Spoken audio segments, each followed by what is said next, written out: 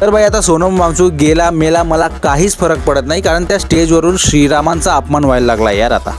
ये लोग बस सीता के पति का नाम ले लेके मीता के पति का नाम कर रहे हैं।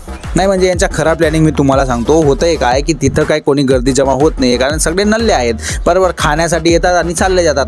आता यांना अटेन्शन पाहिजे, यांची प्रोटेस्ट काही एवढी सक्सेस होत नाही आहे, मग आता मुद्दाम हिंदू देवी देवतांचा अपमान सुरू करायचा, प्रेमानंद महाराजजींना बोलून द्यायचं, त्याच्यानंतर तो टकला येऊन आता श्रीरामांना बोलून गेला। यांना माहिती आहे की हिंदू संघटना शांत बसणार नाही, ते काही ना काही कार्यवाही यांच्यावर करतील, आणि मग ते झाल्यानंतर यांना असं छातीत ठोकून ठोकून सांगतील मग हे की बीजेपीने गुंडे पाठवले आम्हाला थांबवण्यासाठी, आम्हाला घाबरून गेली बीजेपी बरोबर। हे सगळे नाटकं त्याच्यामुळे सुरू आहेत, यांचा बल्ब आता विझणारच आहे, यांच्यामध्ये दम नाही राहिला आहे, मुद्दाम हिंदू देवी देवतांचा अपमान करतायत भाई हे लोक। हिंमत कशी होते यार, 100 कोटी हिंदू लोक राहतात या देशामध्ये, आणि कोणी जर मला आता सांगायला आलं की ती प्रोटेस्ट ही नीटच्या पेपरसाठी होते, विद्यार्थ्यांसाठी होते, तर त्या माणसाने असं दूरूनच चाललं जायला पाहिजे, कारण आता ते स्टुडंट प्रोटेस्ट राहिलं नाही आहे, ते धर्माचा अपमान करण्याचा मंच बनलेला आहे तिथं फक्त आता।